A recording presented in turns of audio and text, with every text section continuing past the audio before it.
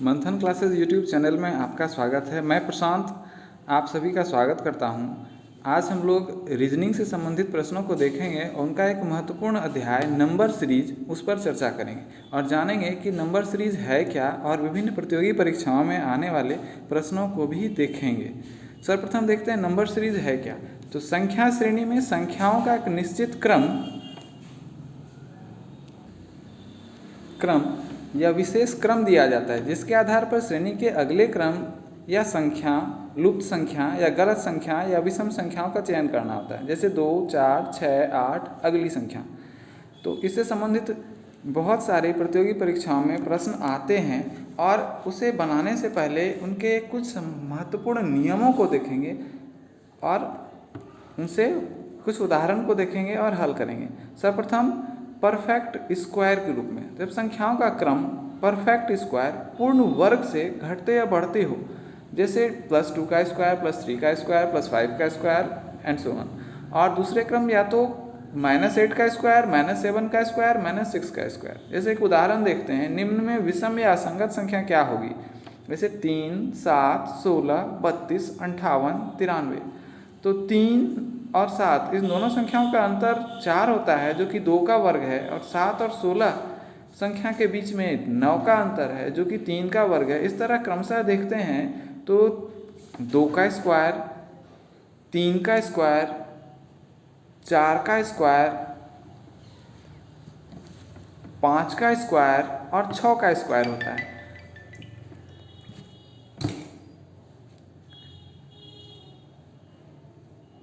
तीन, 7, 16, 32, 58 के स्थान पर 57 होने चाहिए, जो कि 5 का वर्ग 32 और 25 को जोड़ते हैं तो 57 होता है। तो इस तरह से संख्याओं का क्रम स्क्वायर के रूप में है। एक संख्या पहली संख्या दूसरी संख्याओं के बीच का एक निश्चित अंतर होता है, जो कि पूर्ण वर्ग होता है। तो इन संख्याओं में 57 यहाँ पे सही होगा और 58 संख्या असंगत होगी। दूसरे प्रश्न को देखते हैं। इसमें जैसे 2, 4, 8, 17, 33 और अगली संख्या। 4 और 8 के बीच का अंतर 4 है, जो कि 2 का वर्ग है। 3 और 8 और 17 के बीच 9 का अंतर है, जो कि 3 का वर्ग है। तो इस तरह से क्रम 2 का स्क्वायर, 3 का स्क्वायर, 4 का स्क्वायर और अगली संख्या जो होगी उसमें 5 के वर्ग को जोड़ेंगे तो 5 का वर्ग 25 होता है। 25 + 33 करते हैं तो वो टोटल 58 होते हैं। तो अगली संख्या 58 होगी। अब अगले क्रम को देखते हैं। जब संख्या श्रेणी में परफेक्ट क्यूब अर्थात श्रेणी में संख्या पूर्ण घन के रूप में बढ़ती या घटती हो, जैसे 1 का क्यूब, 2 का क्यूब, 3 का क्यूब, 4 का क्यूब, इस तरह से, या नहीं तो 4 का क्यूब, 3 का क्यूब, 2 का क्यूब, इस तरह से घटते जाती हो। तो इसे उदाहरण को देखते हैं। 1, 8, 27, 65, 125, 216। निम्न में असंगत संख्याओं को चुनना है।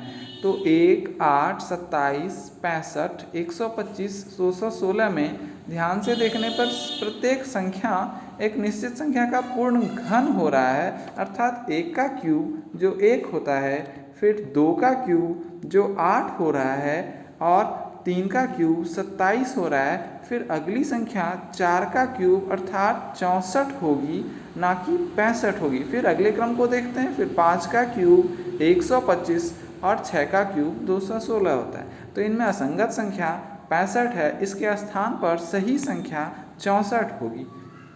फिर अगले क्रम को देखते हैं। 1, 9, 36, 100। इन संख्याओं में अगली संख्या क्या होगी, इसे ध्यान से देखने पर 1 और 9 के बीच 8 का अंतर है, जो 2 का क्यूब + 2 का क्यूब। 9 और 36 के बीच +3 का क्यूब। 36 और प्लस आगे 3 के क्यूब के बाद 4 के क्यूब को उसमें ऐड करेंगे तो 36 और +64 100 होता है। तो यहाँ पे 100 है। फिर अगली संख्या 100 + 5 के क्यूब जो कि 125 होता है, आपस में जोड़ने पर 225 आता है। तो अगली संख्या हमारी जो होगी वो 225 होगी। फिर अगले क्रम को देखते हैं। इनमें जब संख्याएं प्राइम नंबर्स के रूप में हो, संख्याएं प्राइम नंबर्स में अर्थात अभाज्य संख्याएं के रूप में घटती या बढ़ती हों, जैसे +2 +3 +5 +7 +11 +13 इस तरह से, या -13 -11 -7 -5 -3। जैसे एक उदाहरण लेते हैं 7 10 15 22 33। इन सब में दो संख्याओं का अंतर जो है वो अभाज्य संख्याएं हो रही है और वो लगातार है, कंसेक्यूटिव है। 7 10 3 10 15 5 15 22 7 22 33 11, और अगली संख्या जो होगी 11 के बाद की अभाज्य संख्या जो होती है क्रमशः वो 13 होती है। तो 33 और 13 को आपस में जोड़ेंगे तो वो हमारा 36 होता है। तो इसमें अगले क्रम की संख्या जो होगी वो 36 होगी। फिर आगे देखते हैं बाय एडिशन, जब संख्या एक निश्चित जोड़ से बढ़ती हो, जैसे +2 +2 +2 के रूप में, या +2 +3 +4 +5 +6 इस तरह से। और फिर आगे देखते हैं बाय सब्ट्रैक्शन, जब संख्या एक निश्चित घटाव से घटती है, जैसे -3 -3 -3 -9 -8 -7 इस तरह से घटती और घटती हो संख्याएं।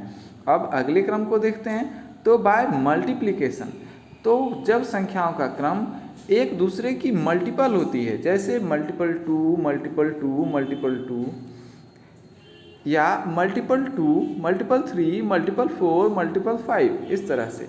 इसके एक उदाहरण को देखते हैं 5 10 20 40 70 160। इन संख्याओं में इस क्रम में असंगत संख्या चुनें, अर्थात विषम संख्या चुनें। तो ध्यान से देखने पर क्रम को ये पता चलता है कि पहली संख्या में 2 से गुणा करने के बाद वो दूसरी संख्या प्राप्त होती है, अगले क्रम की संख्या प्राप्त होती है। जैसे 5 × 2 10, 10 × 2 20, 20 × 2 40, 40 × 2 यहाँ पे 80 होने चाहिए, और 80 × 2 160। अर्थात यहाँ पे जो गलत है वो असंगत है, वो 70 है, 70 के स्थान पर 80 होने चाहिए। तो इस तरह से फिर अगले क्रम को देखते हैं 1 1 2 6 24, और अगली संख्या क्या होगी। तो 1 × 1 करते हैं तो 1 आता है, फिर 1 × 2 2, 2 × 3 6, 6 × 4 24, और 24 × 5 करने पर 120 आता है। तो अगला क्रम जो होगा 24 के बाद अगली संख्या जो होगी वो 120 होगी, और अगला 120 होगा वहाँ पे संख्या। अब अगले क्रम को देखते हैं बाय डिवीज़न मेथड, जब संख्या एक दूसरे को किसी निश्चित संख्या से भाग देने पर प्राप्त हो, जैसे भाग 5 भाग 4 भाग 3 भाग 2 इस तरह से, या नहीं तो फिर एक निश्चित संख्या अर्थात एक डिफिनिट नंबर माइनस भाग 2 भाग 2 भाग 2 हर एक क्रम में हो। इसे एक उदाहरण को देखते हैं 6000 1200 300 110 50। इसमें असंगत संख्या को चुनना है। तो 6000 को जब हम 5 से भाग देते हैं तो भागफल 1200 आता है, फिर 1200 को 4 से भाग देने पर 300 होता है, फिर 300 को 3 से भाग देने पर 100 होगा जहाँ पे, और 100 को 2 से भाग देने पर 50 होगा। तो यहाँ पे असंगत संख्या 110 के स्थान पर 100 होगी। तो इस तरह के प्रश्न एग्ज़ाम में प्रायः आते हैं। अब कुछ जटिल प्रश्नों को भी परीक्षाओं में आते हैं, विभिन्न प्रतियोगी परीक्षाओं में, इन्हें देखते हैं तो बाय कॉम्प्लेक्स प्रोसेस के द्वारा। तो जब मल्टीप्लिकेशन और एडिशन इस तरह के एक श्रेणी में मल्टीप्लिकेशन और एडिशन की क्रिया साथ साथ होती है, तो जैसे +2 × 2 +2 × 2 +2 × 2 इस तरह का क्रम आगे बढ़ता है। और या फिर दूसरे क्रम को देखें ×2 +1 × 2 +2 +2 ×3 +3 ×2 +4, और नहीं तो फिर ×2 +1 ×3 +2 ×4 +3 ×5 +4 इस तरह के क्रम में हो। जैसे इसका एक उदाहरण देखते हैं, संख्या श्रेणी 4 9 20 43 90 186 में असंगत चुने। तो इन संख्याओं में 4 को मल्टीप्लाइड बाय 2 करें तो 4 मल्टीपल 2 8 होता है, प्लस 1 ऐड करते हैं तो 9 होता है। फिर 9 गुणे 2 करते हैं तो 18 आता है, और 2 उसमें जोड़ते हैं तो 20 होता है। अगली संख्या 20 गुणे 2 40 plus 3 43, 43 multiplied by 2 86 plus 4 90, 90 multiplied by 2 180 plus 5 185 होगी, अर्थात 186 के स्थान पर 185 होगी, 185 होगा। अब अगले क्रम के संख्याओं को देखेंगे कि जब मल्टीप्लिकेशन और सब्ट्रैक्शन की क्रिया साथ साथ होती हो, तो इस प्रकार की श्रेणी में संख्याओं का अंतर गुणा और घटाव या घटाव और गुणा की क्रिया के कारण होती है। जैसे multiplied by 3 minus 1 multiplied by 3 minus 1 multiplied by 3 minus 1, इस तरह से बढ़ता जाता हो क्रम। या multiplied by 3 minus 1 multiplied by 4 minus 1 multiplied by 5 minus 1 multiplied by 6 minus 1, इस तरह की। या नहीं तो फिर multiplied by 2 minus 1 multiplied by 2 minus 2 multiplied by 2 minus 3, इस तरह से क्रम आगे बढ़ता जाता है। तो इसके एक उदाहरण को देखते हैं। 6 11 20 38 70 135 निम्न में असंगत संख्याओं को चुनें। तो 6 गुणे 2 माइनस 1 करते हैं तो 11 आता है। फिर अगली संख्या को देखेंगे इसमें, तो 11 गुणे 2 22 माइनस 2 करेंगे तो 20 होगा, 20 होगा। 20 गुणे 2 40, 40 में फिर माइनस 3 करेंगे तो यहाँ पे 37 होगा, ना कि 38 होगा। इसके अगले क्रम को भी देखते हैं। 37 गुणे 2 करने के बाद माइनस 4 सब्ट्रैक्ट करने पर 70 होता है। फिर 70 मल्टीप्लाइड बाय 2 माइनस 5 करते हैं तो 135 आता है। तो ये हमारा क्रम जो है एक निश्चित क्रम से है, अगली संख्या आ रही है। तो यहाँ पे असंगत जो होगा 38 होगा, और 38 के स्थान पर 37 होगा। फिर अगली संख्या को देखते हैं। इसमें एक और उदाहरण लेते हैं। 5 14 55 274, और अगली संख्या पूछी जा रही है इसमें। तो 5 अब गुणे 3, 5 गुणे 3 15 होता है। फिर इसमें माइनस 1 करेंगे तो हमें संख्या 14 आता है। तो अगली संख्या 14 है। फिर 14 multiplied by 4 minus 1 55, 55 multiplied by 5 minus 1 274, और 274 multiplied by 6 minus 1 is equal to 1643। तो अगली संख्या जो होगी यहाँ पे 1643 होगी, 1643 होगी। फिर आगे के क्रम को देखते हैं। जब डिवीज़न और एडिशन की क्रिया एक साथ होती हो, इसमें भाग और जोड़ या जोड़ तथा भाग की क्रिया एक साथ होती रहती है इस तरह के क्रम में। जैसे भाग 2 प्लस 1, भाग 2 जोड़ 1, भाग 2 जोड़ 1, अगला क्रम भी भाग 2 जोड़ 1 होगा। फिर इसे दूसरे प्रश्न को देखते हैं। इसमें एक और क्रिया होती है जोड़ 1 भाग 2 जोड़ 1 भाग 2 जोड़ 1 भाग 2, इस तरह से जब वो क्रम।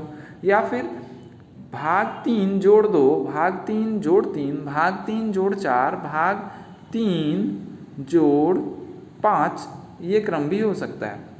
या फिर भाग 2 जोड़ 1 भाग 3 जोड़ 1 भाग 4 जोड़ 1 भाग 5 जोड़ 1, ये क्रम भी हो सकता है। तो इस प्रकार के प्रश्न का एक उदाहरण देखते हैं जो प्रतियोगी परीक्षाओं में आते हैं। 605 303 152 76 38.75 में असंगत चुने, विषम संख्या चुने।